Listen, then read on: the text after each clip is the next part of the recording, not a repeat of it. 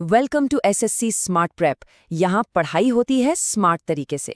आज हम मूल विधि का एक ऐसा टॉपिक उठाने वाले हैं जो कंपैरेटिव एग्जाम्स के लिए सुपर इंपॉर्टेंट है।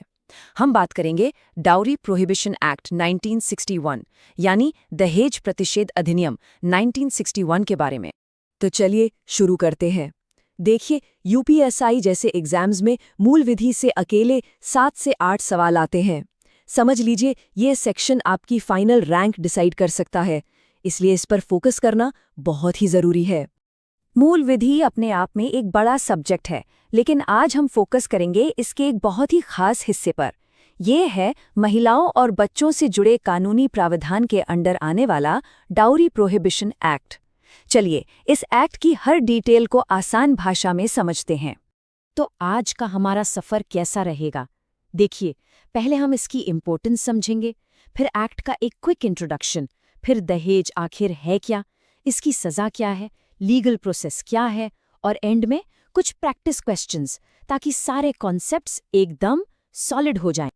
तो चलिए शुरू करते हैं इस कानून के इंट्रोडक्शन से। आखिर ये कानून बना क्यों, क्या ज़रूरत पड़ गई थी, और इसका हिस्टोरिकल बैकग्राउंड क्या है, आइए देखते हैं। अब ये स्लाइड भाई ये बहुत ज़रूरी है, इसकी टाइमलाइन को आराम से समझते हैं। इसका मेन मकसद था दहेज लेने और देने को रोकना।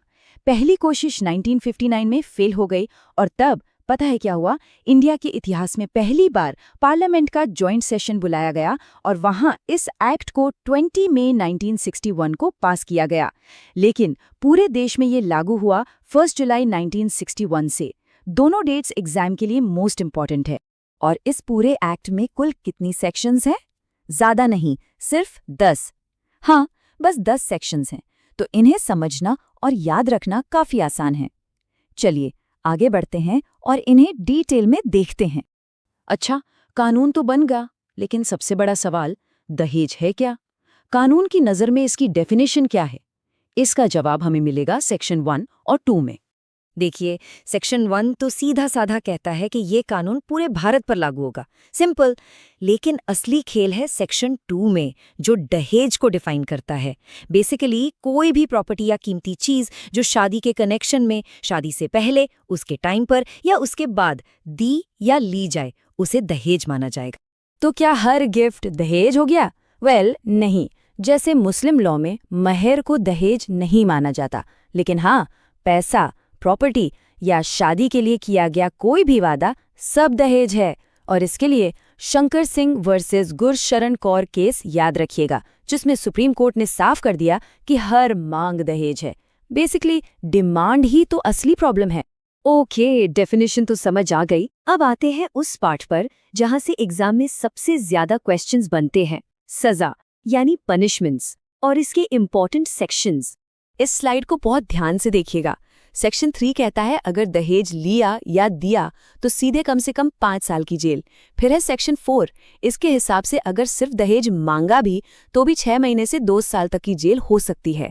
और तो और सेक्शन 4A, दहेज के लिए एडवर्टाइजमेंट देने पर भी 6 महीने से 5 साल तक की जेल है। मतलब इस बुराई को किसी भी तरह से बढ़ावा नहीं देना है। अगली 2 सेक्शंस भी बहुत इंटरेस्टिंग है। सेक्शन 5 का फंडा बहुत सिंपल है। अगर आपने दहेज का कोई अग्रीमेंट कर भी लिया ना, कानून की नज़र में उसकी वैल्यू 0 है, बिल्कुल बेकार।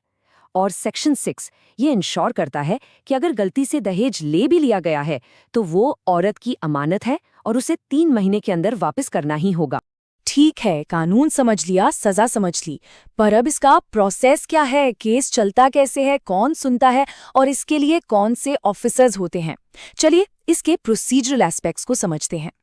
तो इसके मामले सुनता कौन है? सेक्शन 7 के हिसाब से मेट्रोपॉलिटन मैजिस्ट्रेट या फर्स्ट क्लास जुडिशियल मैजिस्ट्रेट। फिर सेक्शन 8B के अंडर स्टेट गवर्नमेंट एक डाउरी प्रोहिबिशन ऑफिसर यानी DPO अपॉइंट करती है।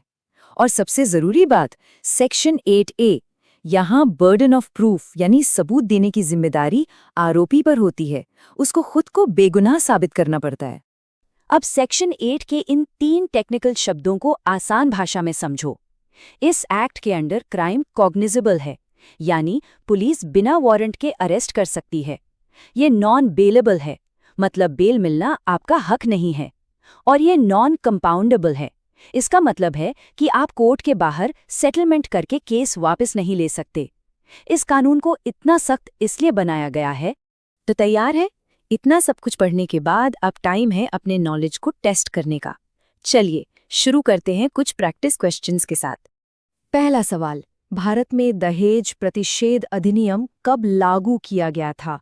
ध्यान देना, मैं लागू होने की यानी इम्पोज्ड होने की डेट पूछ रहा हूं। And the correct answer is option C, बिल्कुल सही, 1 जुलाई 1961। याद है ना, पास हुआ था मई में लेकिन लागू हुआ जुलाई में। इसमें कंफ्यूज नहीं होना है। ओके, नेक्स्ट क्वेश्चन, दहेज लेने और देने दोनों की सजा किस सेक्शन में है? ऑप्शंस देखिए और सोचिए। और सही जवाब है ए, सेक्शन 3। देखो, यही कंफ्यूजन होता है। सेक्शन 4 सिर्फ मांगने के लिए है, लेकिन लेने देने दोनों के लिए सेक्शन 3 है। क्लियर? गुड। चलिए आज का आखिरी सवाल, डाउरी प्रोहिबिशन ऑफिसर यानी डीपीओ, इसको अपॉइंट कौन करता है? सेशंस जज, कलेक्टर, सेंट्रल गवर्नमेंट या स्टेट गवर्नमेंट? एकदम सही, इसका करेक्ट आंसर है डी, राज्य सरकार यानी स्टेट गवर्नमेंट। जैसा कि हमने पढ़ा था, सेक्शन 8B ये पावर स्टेट गवर्नमेंट को देता है। तो चलिए एक आखिरी बार फटाफट सारे की पॉइंट्स रिवाइज कर लेते हैं। रेडी? एक्ट लागू हुआ 1 जुलाई 1961 को। टोटल सेक्शंस हैं 10। सेक्शन 2 में है दहेज की डेफिनेशन, सेक्शन 3 में लेने देने की सजा और सेक्शन 4 में मांगने की। इसके क्राइम्स कॉग्निजेबल और नॉन बेलेबल हैं और डीपीओ को स्टेट गवर्नमेंट अपॉइंट करती है। ये पॉइंट्स बिल्कुल टिप्स पर होने चाहिए। हमेशा याद रखिए, कानून की सही जानकारी ही परीक्षा में सफलता की कुंजी है। इन कॉन्सेप्ट्स को अच्छे से समझना आपको बाकियों से आगे रखेगा। पर एक बात सोचिए, 1961 के इतने सख्त कानून के बावजूद आज भी दहेज एक सामाजिक बुराई क्यों बनी हुई है? सोचिएगा जरूर। वीडियो पसंद आए तो लाइक करें और एसएससी स्मार्ट प्रेप को सब्सक्राइब करें।